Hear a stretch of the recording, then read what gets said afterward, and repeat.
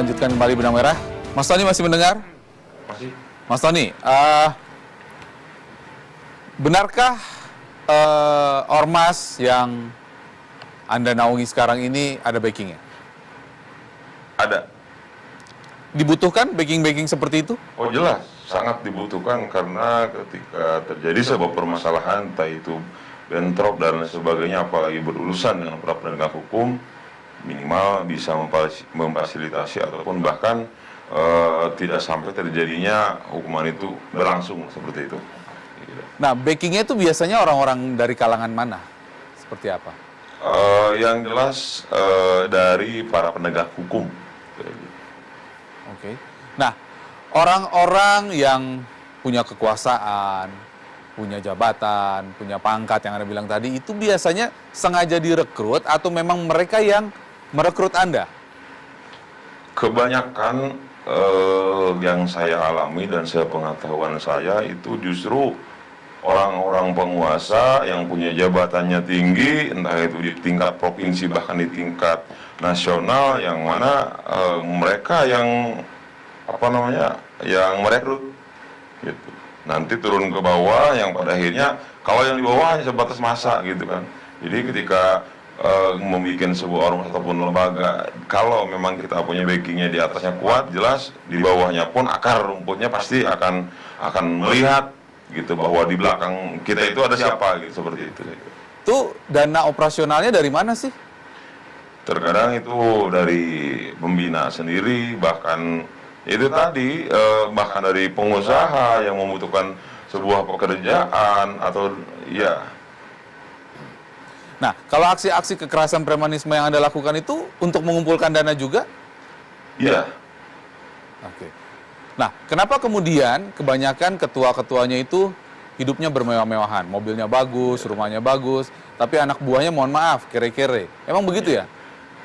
Sering terjadi ketimpangan sosial ketika pengurus lembaga LSM atau ormas itu ketuanya yang muncul bahkan punya mobil mewah, rumah mewah, itu sudah memang sering terjadi. Karena apa? Karena posisi strategis itu adanya di ketua dan dia bisa menghalalkan segala cara dan sebagainya sehingga untuk memperkuat dirinya. Karena ketika kita mempunyai sosok seorang ketua yang mungkin boleh dikatakan itu tidak memiliki apa-apa, kita juga sebagai anggota kayaknya lemah gitu, jadi nggak ada yang bisa dibanggakan dari ketua, dan memang itu selalu terjadi dan sering terjadi sampai saat ini. Karena kalau yang di bawah itu hanya tahunya aksi-aksi, paling hanya dikasih uang bensin lah dan sebagainya, udah, lebih dari itu cukup. Pak Davin, ada komentar? Tadi menanggapi Bapak Budi, jadi memang semua ormas itu visi dan misinya, anggaran dasar itu nggak ada yang jelek gitu. Ini tergantung oknumnya gitu kan, Pak. Jadi oknum juga kadang-kadang juga, ormas juga tergantung pemerintah yang ada gitu ya.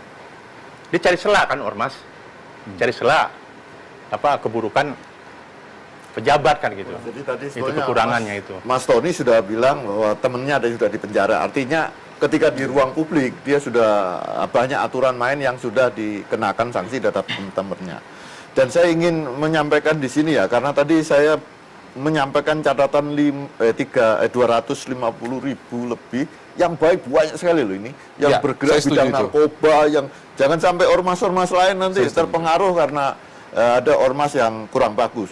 Ormas bergedang kesehatan luar biasa banyaknya, ada yang HIV AIDS nangani, macam-macam ormas yang saya lihat sangat bagus. Ini kalau beberapa ormas berbuat anarkis, memang ketika di ruang publik sudah ada aturan mainnya. Kalau dia ngerusak, nah itu dia masalahnya Pak Budi, orang-orang seperti Mas Tony dan ormas-ormasnya inilah yang justru mencederai ormas-ormas yang bagus, yang mulia-mulia itu. Ini tadi kan disebutkan oknum-oknumnya, kalau oknumnya tadi sudah diakui juga, sudah masuk penjara, dan catatan kepolisian, seingat saya 2014 sudah 70 lebih sekian yang sudah dimasukkan ke penjara. Saya kira pengalaman beliau dulu juga waktu menjadi itu kan sudah ada laporan-laporan ke beliau bahwa sudah ada penanganan sebetulnya. Jadi memang begini Aryo, kan ada ribuan ormas, banyak yang baik.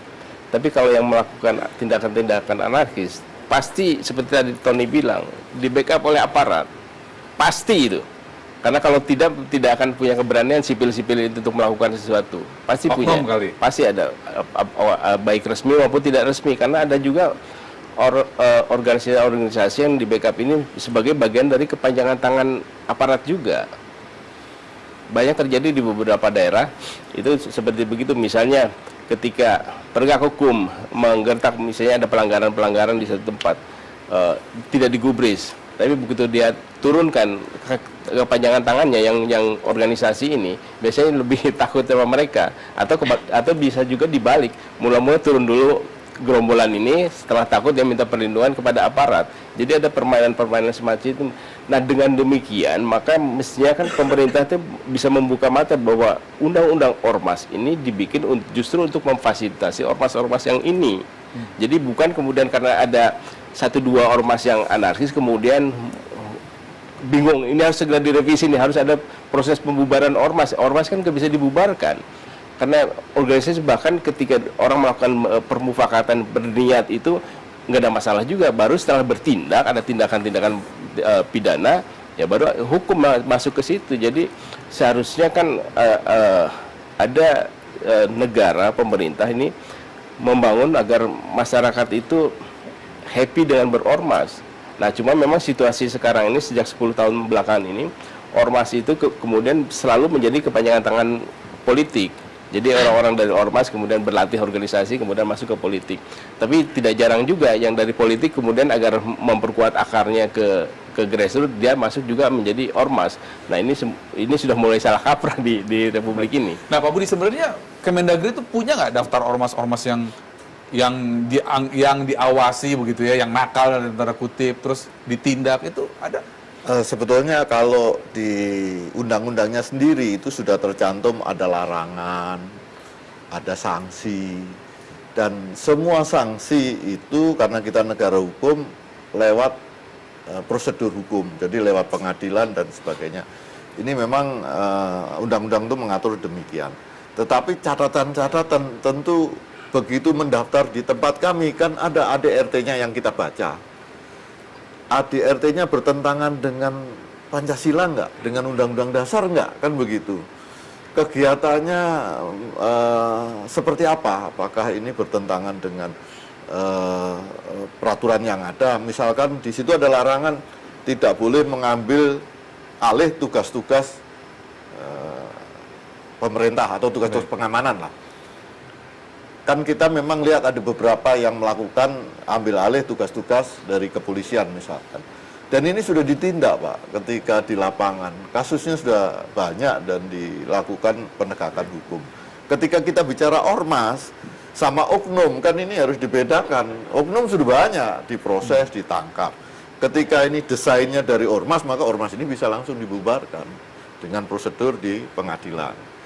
Waktu pembahasan itu juga menghadirkan Mahkamah Agung, semuanya ada uji publik, semuanya sebenarnya undang-undang ini sudah komplit. Tetapi kalau ini perubahan-perubahan sosial yang begitu cepat ini memang perlu penyesuaian, kita akan revisi. Bagaimana untuk menghentikan ini semua, untuk kemudian jangan sampai ormas-ormas yang sesungguhnya punya tujuan yang mulia, yang baik, tercederai, ternodai oleh aksi-aksi seperti Mas Tony dan teman-temannya. Kita akan bahas di segmen berikutnya, tetap bersama Benang Merah.